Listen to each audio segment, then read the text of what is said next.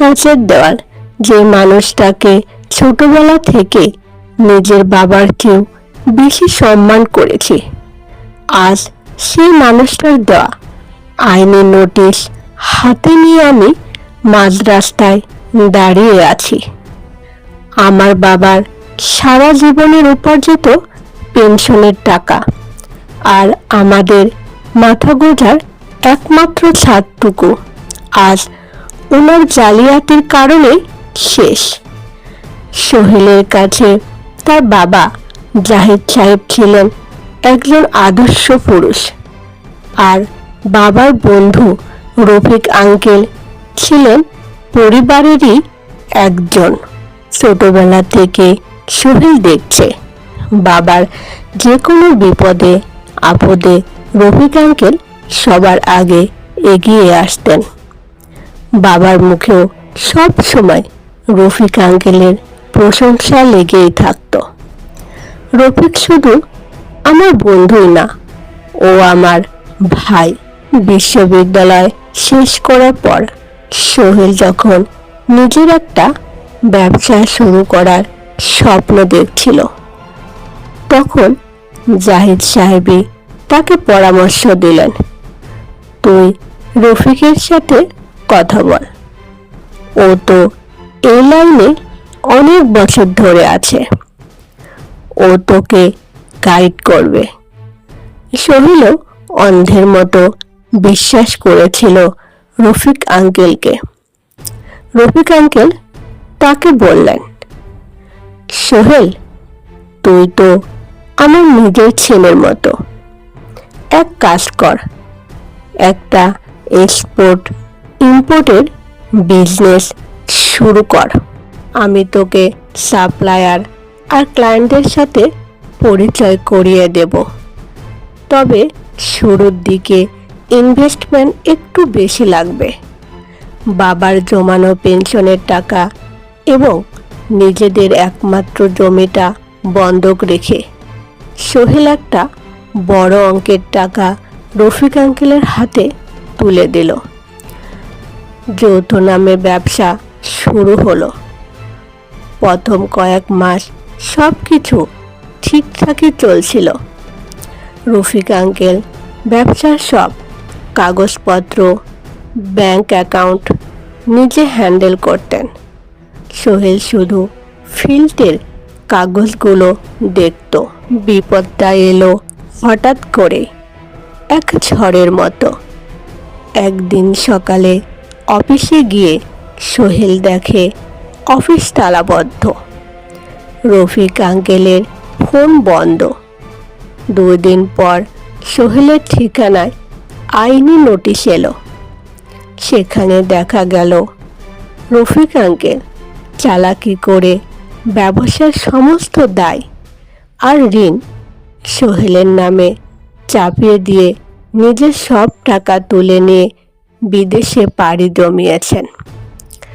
সাপ্লায়ারদের কোটি টাকার দেনা এখন সোহেলের মাথায়। মুহূর্তের মধ্যে সোহেলের গোছানো পৃথিবীটা ওলটপালট হয়ে গেল। যে বাবাকে সে কোনোদিন ভেঙে পড়তে দেখেনি, সে বাবা বন্ধুর এই চরম বিশ্বাসঘাতকতায় স্ট্রোক করে শয্যাশায়ী হলেন। পাওনাদারদের তাগাদা, পুলিশের ভয় আর বাবার চিকিৎসার খরচ সব মিলিয়ে 24 বছর বয়সী সোহেলের মনে হলো তার জীবনটা চিরতরে নষ্ট হয়ে গেছে। একটা অন্ধকার গর্তে সে তলিয়ে যাচ্ছে, সেখান থেকে ওঠার কোনো পথ নেই। পরের 6টা মাস ছিল সোহেলের জীবনের সবচেয়ে অন্ধকার সময়। বন্ধু বান্ধব, আত্মীয় স্বজন সবাই মুখ ফিরিয়ে নিয়েছিল, কিন্তু মানুষের ভেতরের আসল শক্তিটা বোধ হয় তখনই জেগে ওঠে যখন পিঠ দেওয়ালে ঠেকে যায়। একদিন অসুস্থ বাবা সোহেলের হাত ধরে ক্ষীণ কণ্ঠে বললেন, ও আমার বিশ্বাস ভেঙেছে বাবা, কিন্তু তুই তোর সাহস হারাস না। আমি বেঁচে থাকতে তোকে হারতে দেব না। সোহেলের ভেতরে জেদ আনিয়ে দিল। সে ঠিক করলো, রফিক আঙ্কেল তার টাকা আর ক্যারিয়ার নষ্ট করতে পেরেছেন ঠিকই, কিন্তু তার জীবনটা নষ্ট করতে দেবেন না। সোহেল পালিয়ে বেড়ানো বন্ধ করলো। সে নিজে গিয়ে পানাদারদের সাথে দেখা করলো, নিজের ভুল স্বীকার করলো এবং সময় চাইলো।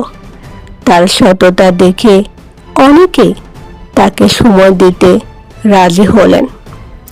ছোট একটা চাকরি নিয়ে সে দিনরাত খাটতে শুরু করলো। পাশাপাশি পার্ট টাইম কনসালটেন্সি করে ঋণের টাকা অল্প অল্প করে শোধ করতে লাগলো। আজ 5 বছর পর সোহেল সম্পূর্ণ ঋণমুক্ত। সে আবার নতুন করে নিজের একটা ছোট্ট কনসালটেন্সি ফার্ম দাঁড় করিয়েছে। বাবা এখন অনেকটাই সুস্থ। আজকের বৃষ্টি ভেজা সন্ধ্যায় জানালার পাশে দাঁড়িয়ে কফিতে চুমুক দিতে দিতে সোহেল অতীতটার কথা ভাবছিল। রফিক আঙ্কেল তার জীবনের কয়েকটা বছর এবং অনেকগুলো স্বপ্ন হয়তো নষ্ট করে দিয়েছিলেন, কিন্তু তার জীবনটা পুরোপুরি নষ্ট করতে পারেননি। বরং সেই কঠিন আঘাতটাই সোহেলকে আজ একজন পরিপক্ক, শক্ত এবং আত্মবিশ্বাসী মানুষ হিসেবে গড়ে তুলেছে। সেই দিন কাচের দেওয়ালটা ভেঙে চুরমার হয়ে গিয়েছিল ঠিকই, কিন্তু আজ সে ভাঙা কাচের ওপর দাঁড়িয়ে সোহেল নিজের একটা নতুন আকাশ তৈরি করেছে। তো বন্ধুরা, গল্পটি যদি ভালো লাগে তাহলে অবশ্যই লাইক, কমেন্ট, শেয়ার এবং সাবস্ক্রাইব করতে ভুলবেন না। সবাইকে ধন্যবাদ।